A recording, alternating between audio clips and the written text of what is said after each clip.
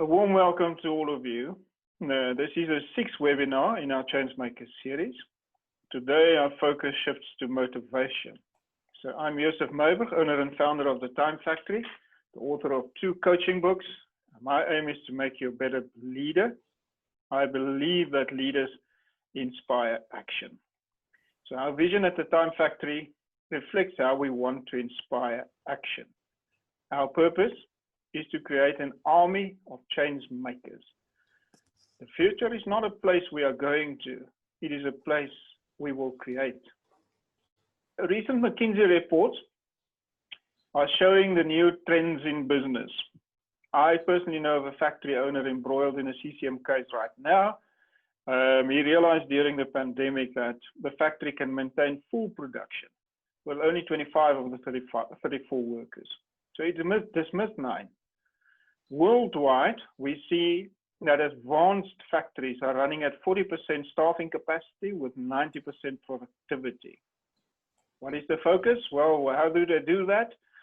They focus on optimization and increasingly on automation. So this is what's happening. So these reports from McKinsey seems to point to an accelerated 4th industrial revolution. How do we motivate people in this disruptive environment? Today, our change makers will learn more on how to inspire people. So today, Paul Tanton will lead our main session. He's our leadership development specialist. I want to focus on the why, and there are enough books like this. Simon Sinek talks about the why and so on. And we can lead the horse to water. And the trouble is we want to make that horse drink, all right? The challenge is, and I love this quote, you can lead a human to knowledge, but you can't make him think. And then we wonder why can't we motivate people? We can't. People have to motivate themselves. So let's have a look at some of the mindsets. Now, a mindset definition, according to Carol Dweck, is it's a perception of our abilities. Now, this is a wonderful book. I don't know whether anyone has read it. Give me a thumbs up if you have. It'd be great to see who's read it. Yeah, Joseph's read it. Anyone else? Yeah, Christian Meiberg, well done. Yeah. So a couple of you read it. Wonderful book. And the challenge is we're sitting with a mindset out there that says, yeah, we have to motivate our staff. We have to get them to, with either a whip or a carrot. We have to do that. We cannot do that because you have some people that have a growth mindset. They believe that the brain is plastic and it's malleable and we can change our intelligence. And then you have a negative or fixed mindset that say, no, my intelligence is fixed. And this book highlights this very, very clearly. And the challenge is with people who are not motivating themselves, I think to a large extent, they're sitting with a fixed mindset. And our role is to try and inspire them to develop a growth mindset. But once again, you can't give him a lobotomy or you can't change his brain. You can't, no matter how hard you hit him, the problem is he's not going to change that mindset. So any votes or any responses in the chat box? Who do you think will outperform? Who? Will the negative or the fixed mindset outperform the growth mindset?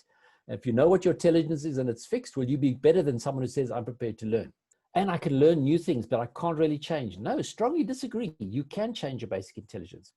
And I want to give you 3 areas where we can. And if you can get your employees to adapt a strategy like this, you might see that mindset change. And this is a wonderful book. I don't know, any hands up if you've read this book? Any thumbs up there, Yusuf? Who's read the book Drive?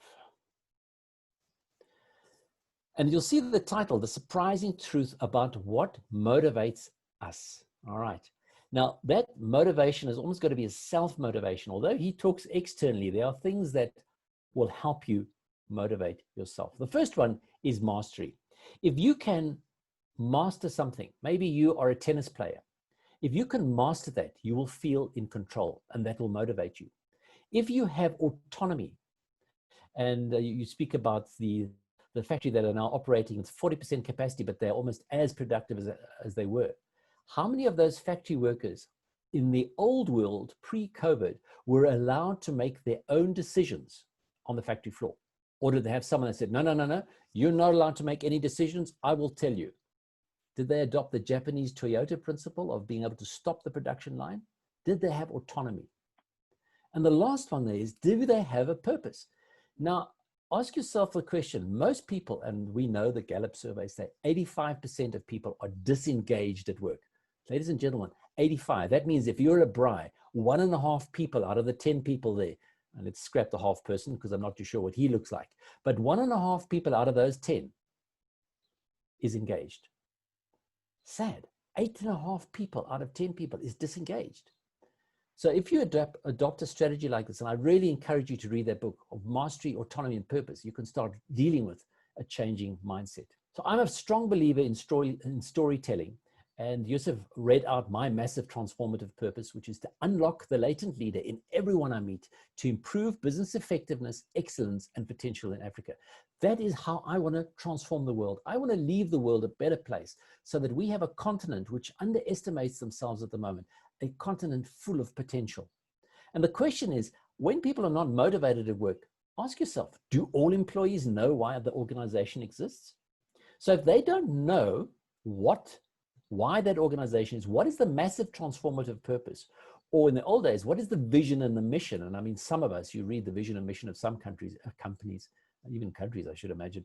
It's just, it's not actually saying anything. What are the actions? So I would love to see, if I want an effective and excellent environment, all my employees have to know why we exist.